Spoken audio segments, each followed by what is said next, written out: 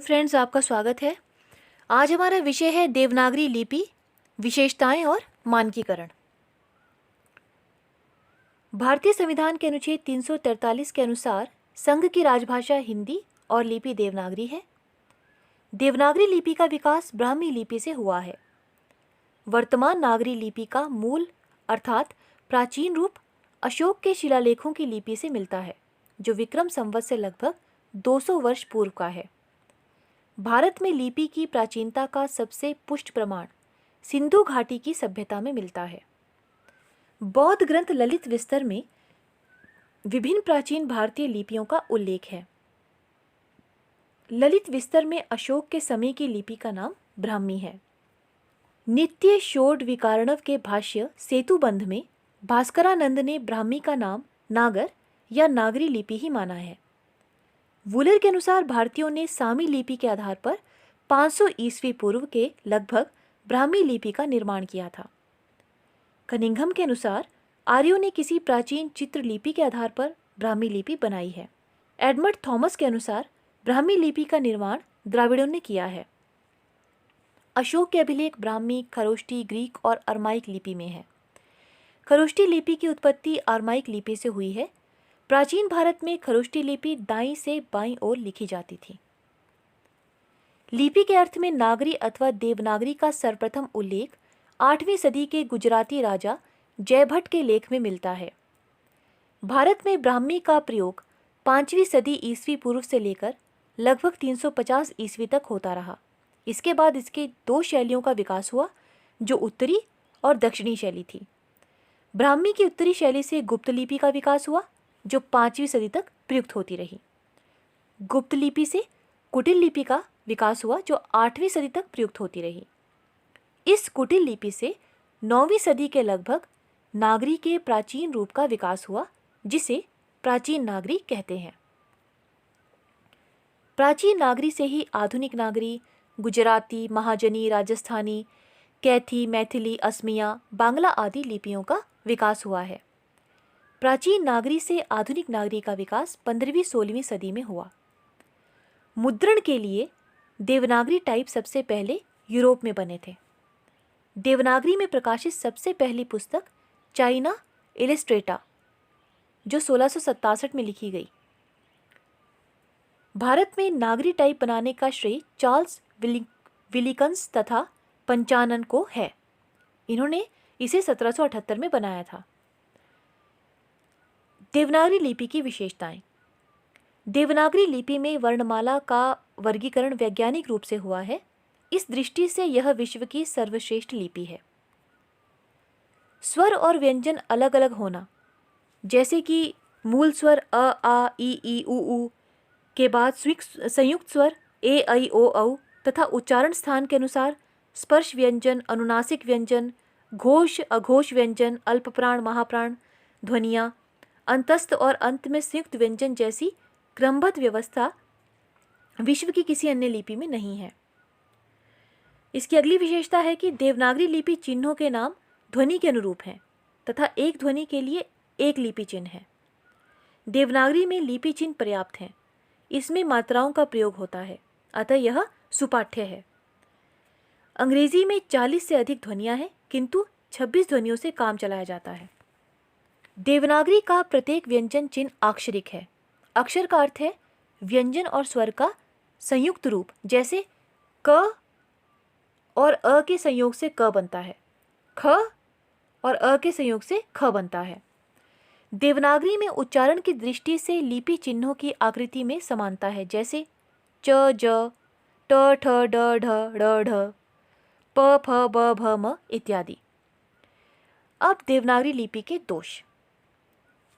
जो वैज्ञानिक लिपि होती है वो वर्णात्मक होनी चाहिए, अक्षरिक नहीं, जबकि देवनागरी अक्षरिक लिपि है। एक ध्वनि के लिए केवल एक लिपि चिन्ह होना चाहिए। हिंदी भाषा की दृष्टि से एक ही ध्वनि के लिए नागरी में री, री, श, श, स आदि है। दो लिपि चिन्हों को एक पढ़ने का भ्रम नहीं होना चाहिए, जबकि देवनागरी में घ, ध एक समान लगते हैं। म, भ, राण, ख, रव इनमें भ्रम की संभावना पैदा होती है।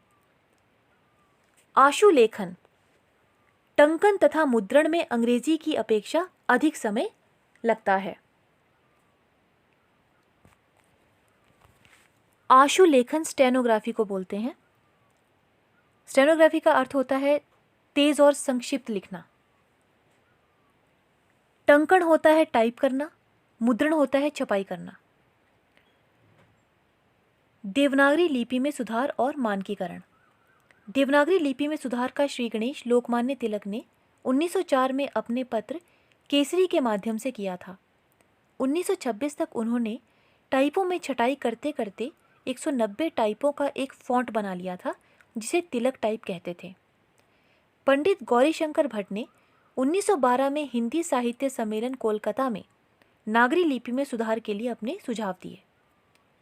इसके बाद 1913, 1920, 1931 के अधिवेशनों में अनेक महत्वपूर्ण विचार आए। देवनागरी लिपि के सुधार की दिशा में महात्मा गांधी की स्वीकृत सेवाग्राम लिपि और आचार्य विनोबा की लोकनागरी लिपि उल्लेखनीय है।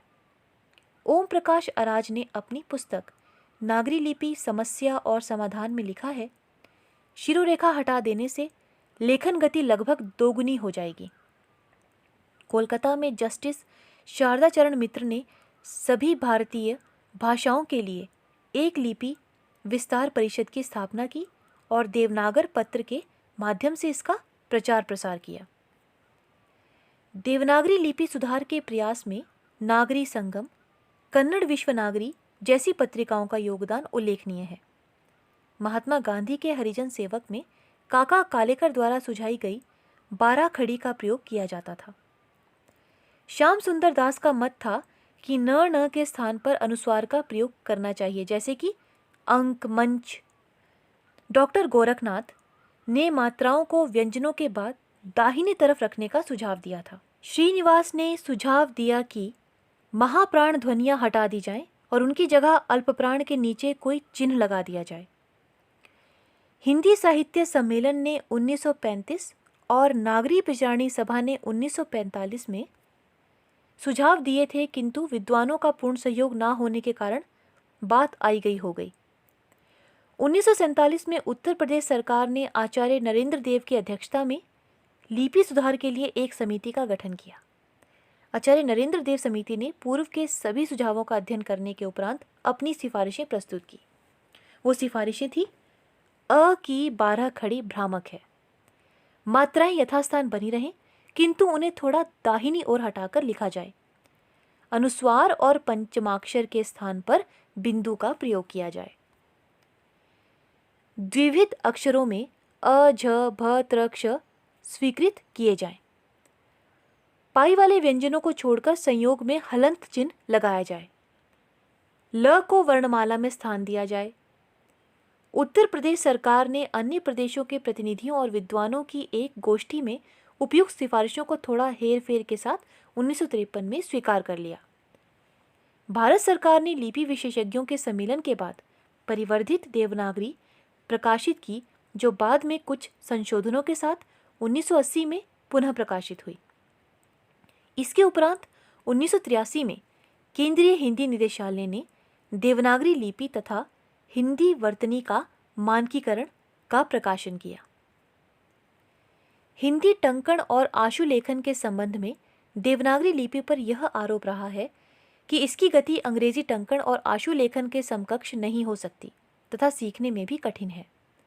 केंद्रीय हिंदी निदेशालय भारत सरकार ने 1962 में हिंदी टाइपराइटर के कुंजी पटल यानी कि कीबोर्ड को मानक स्वरूप प्रदान किया। इसके उपरांत 1966 में हिंदी की मानक टंकणकल को अंतिम रूप प्रदान किया। आगे चलकर 1976 में टाइपराइटर के कुंजी पटल में सुधार किया गया। वर्तमान में यही संशोधित कुंजी पटल कंप्यूटर में भी चल रहा है।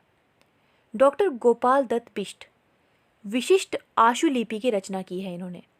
इस प्रणाली से हिंदी आशुलेखन की गति 250 शब्द प्रति मिनट का कीर्तिमान स्थापित हो चुका है। अतः अब यह धारणा निराधार हो चुकी है कि हिंदी आशुलेखन की गति अंग्रेजी आशुलेखन के समतुल्य नहीं हो सकती। अब कुछ महत्वपूर्ण कथन। संसार में यदि कोई सर्वांगपूर्ण अक्षर है तो देवनागरी के हैं। ये कथन है सर आइजक पिटमैन का। नागरी लिपि से बढ़कर वैज्ञानिक लिपि मैंने पाई नहीं, ये कथन है आचार्य विनोबा का। देवनागरी दुनिया की सर्वाधिक वैज्ञानिक लिपि है, ये कथन है राहुल सांकृत्यायन का।